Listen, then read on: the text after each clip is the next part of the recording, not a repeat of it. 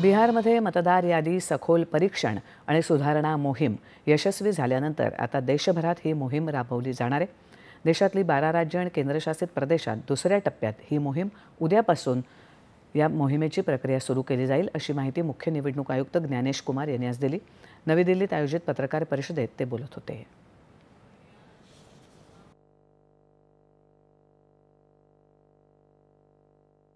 मतदार यादी सखोल फेरतपासणी आणि सुधारणा मोहिमेच्या दुसऱ्या टप्प्यासाठी उद्यापासून अधिकाऱ्यांना प्रशिक्षण सुरू होईल। ते 3 नोव्हेंबरपर्यंत चालेल। त्यानंतर 4 नोव्हेंबर ते 4 डिसेंबर या काळात घरोघरी जाऊन मतदारांची नोंदणी केली जाईल। 9 डिसेंबरला पहिली सुधारित यादी प्रसिद्ध केली जाईल। त्या यादीवर आक्षेप, तक्रारी आणि दावे करण्यासाठी 9 डिसेंबर ते 8 जानेवारी 2026 हा काळ राखून ठेवला आहे। 9 डिसेंबर ते 31 जानेवारीपर्यंत तक्रारी आणि अपिलांवर सुनावणी होईल आणि 7 फेब्रुवारी 2026ला 12 राज्यातल्या अंतिम मतदार याद्या प्रसिद्ध केल्या जातील, असा संपूर्ण कार्यक्रम आयुक्तांनी यावेळी सांगितला। या टप्प्यात उत्तर प्रदेश, मध्य प्रदेश, राजस्थान, पश्चिम बंगाल, छत्तीसगड, गोवा, गुजरात, केरळ, तमिळनाडू ही 9 राज्य आणि अंदमान निकोबार, लक्षद्वीप तसंच पुदुच्चेरी या 3 केंद्रशासित प्रदेशात ही मोहीम राबवली जाईल। या संपूर्ण राज्यात आता सुमारे 51 कोटी मतदार आहेत। सारे फॉर्म्स मिलने के बाद ईआरओ और एईआरओ ड्राफ्ट सूची प्रकाशित करेंगे। ड्राफ्ट सूची में उन्हीं मतदाताओं का नाम होगा जिनके इन्यूमरेशन फॉर्म्स वापस मिल गए।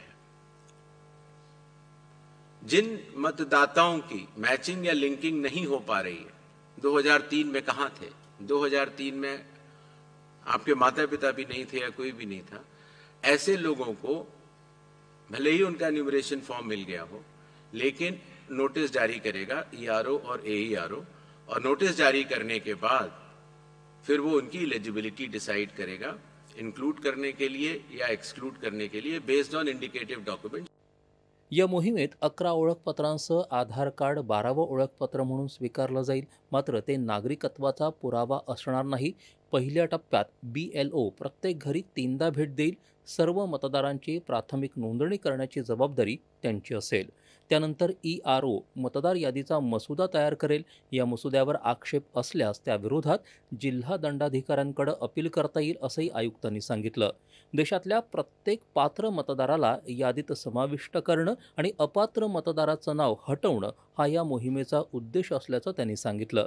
राज्यघटनेच्या 336 कलमानुसार मतदारांची जी व्याख्या केली आहे त्या आधारावर निकष लावून सखोल तपासणी केली जाईल, असं ते म्हणाले। बिहारमध्ये ही मोहीम पूर्ण झाल्यानंतर त्याविरोधात एकही अपील आलेली नाही, असं त्यांनी स्पष्ट केलं। मतदारांची एकापेक्षा अधिक ठिकाणी नोंदणी असणं, मृत मतदाराचं नाव यादीतून हटवलं न जाणं, परदेशी व्यक्तीची नोंदणी यादीत असणं आणि नागरिकांचं वारंवार होणारं स्थलांतर या 4 कारणांसाठी SIR आवश्यक आहे। अनेक राजकीय पक्षांनी मतदार याद्या निर्दोष असाव्यात अशी मागणी केली आहे। त्यानुसार ही मोहीम राबवली जात आहे। याआधी देशात 8 वेळा SIR झालं असल्याचंही त्यांनी यावेळी सांगितलं।